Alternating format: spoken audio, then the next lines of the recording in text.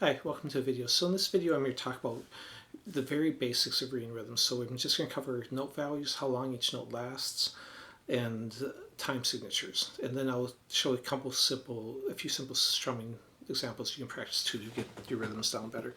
But basically I teach rhythm playing to all my students, even if they're not interested in reading standard music. And the reason for that, if you look at most tab books, they're professionally done. Even if you just strum your chord progression like this, they will have the rhythms written the same as standard music. So this is eighth notes, you can tell because of how they're connected together, and we'll get more into that in a second. Same as standard notation, eighth notes here, except for there's a little slash there instead of the round circle for the note.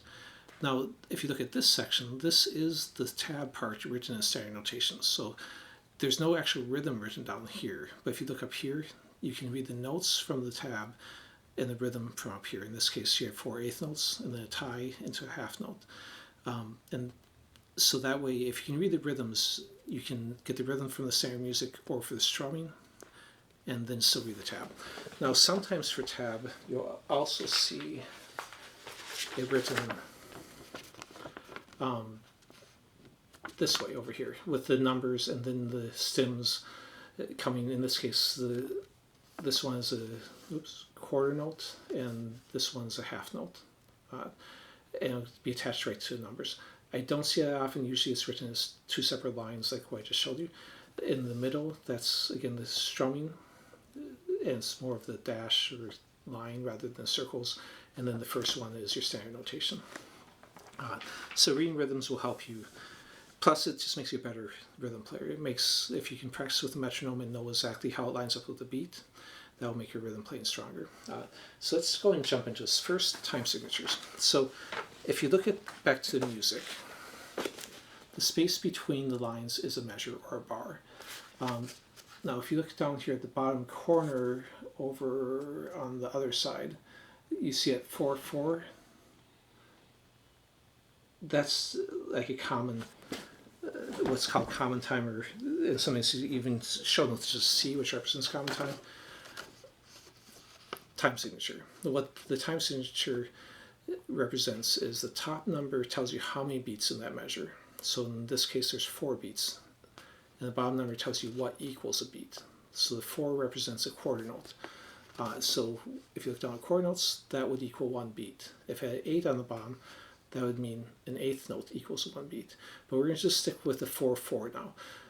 Now, as long as the bottom number is a 4, then everything we go over today will be the same. If you change the top number, all that means is, like say you have 3/4, that you have only 3 beats in the measure. But a quarter note still equals a beat. If you have 5/4, it's 5 beats in the measure, but again, quarter note still equals 1 beat. Most music is in 4/4 time. And yes, if you get some progressive or math, rock, or metal, or jazz, you're going to see other type signatures. But your average song is in 4/4. That's why it's referred to as common time. So let's go ahead and jump into that. So basically, as long as you're in 4/4 time, and ignore this kind of messy part, you can download this sheet from my Patreon page and for free. The link will be in the description. I always attach my handouts to the videos on my Patreon page. I ran out of ink, so I couldn't reprint it, and there was a spelling mistake in there, so that's why I kind of just wrote that. Anyways, the whole note, which is over here, it doesn't have any stems coming off it. That represents a note that lasts the whole measure, just like the name implies. So if you think of over here the names, you can refer to them as long as you're in 4/4 time with how they break up a measure. Whole note lasts the whole measure, half note lasts half the measure, quarter note lasts a fourth of the measure, an eighth of the measure, etc. So basically, if you split a whole note in half, you've got the 4 beats, you split it in half to 2 groups, then you have half notes. So the half note will last 2 beats.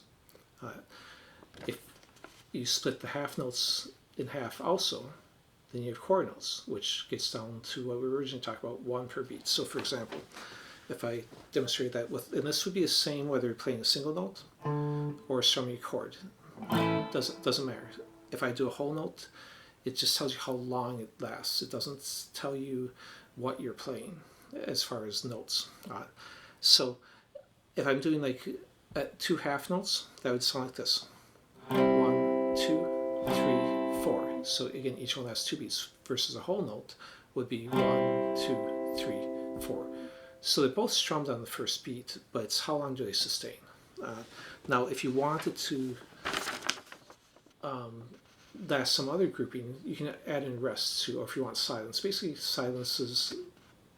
rests are silence. So you have all the same groupings of notes that last the same amount of time as the ones above, but they're silent. So if I had a half note and the half note rest, it'd be like this.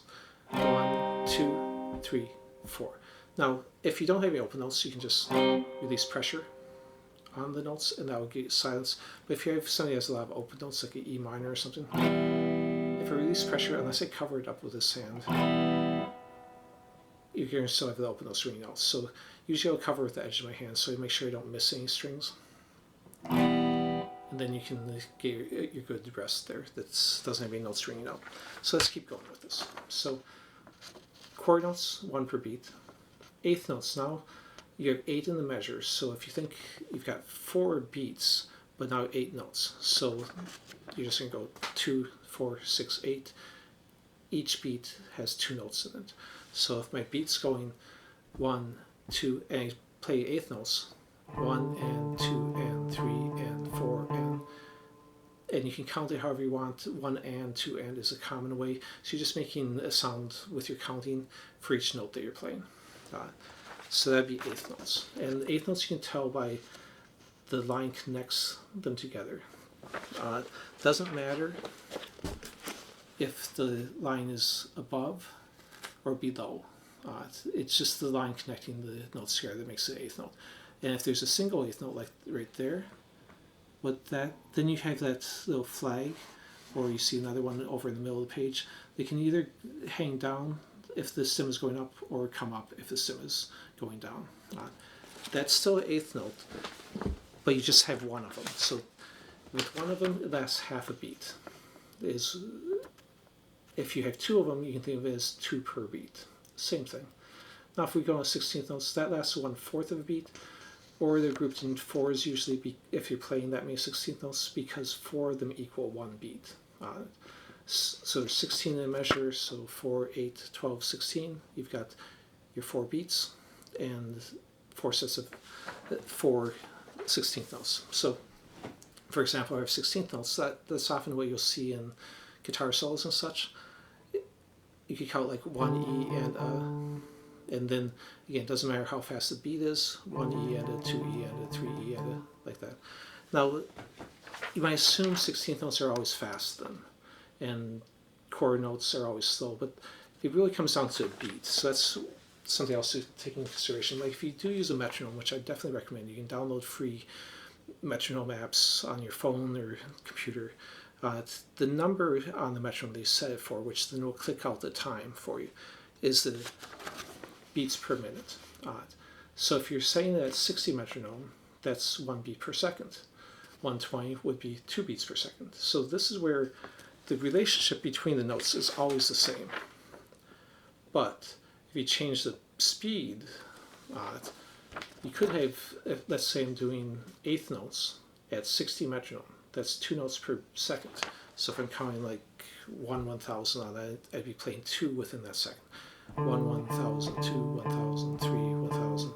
So that would be 8th notes at about 60 metronome, or 2 per second. Now if I go 120 metronome and play quarter notes, well, that's 1 note per beat, but now we have 2 beats per second. So that would actually be the same speed of 2 notes per second. They'd just be quarter notes now. So if I'm playing the same thing, if I'm counting 1, 1000, 2, 1000, 3, 1000, I would still have 2 notes per second.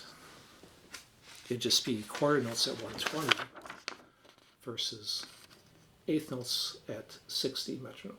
Okay, so this is where sometimes at really slow metronome speeds, 16th notes aren't super fast, but if you go up to like 200 metronome, chord notes or 8th notes can actually be fairly fast.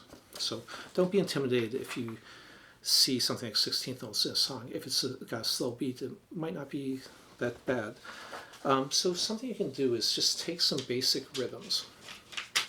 Take something like this. Just do some simple chord notes, eighth notes, and then a rest. So if I'm going to play something like that, just 1, 2, and 3, 4. Next one, 1 and 2, 3, 4. 1 and 2 and 3, 4. 1, 2, 3, 4.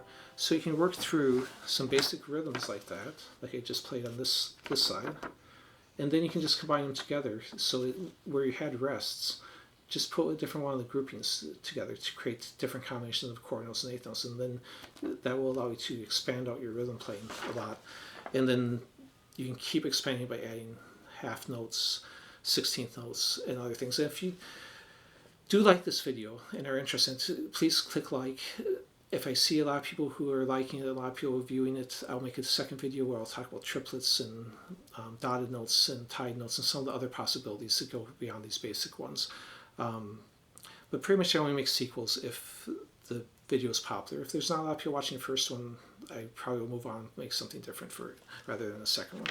So if I go and play this second grouping, then you get something that sounds a little more like a song. You have a chord note, eighth notes, chord note.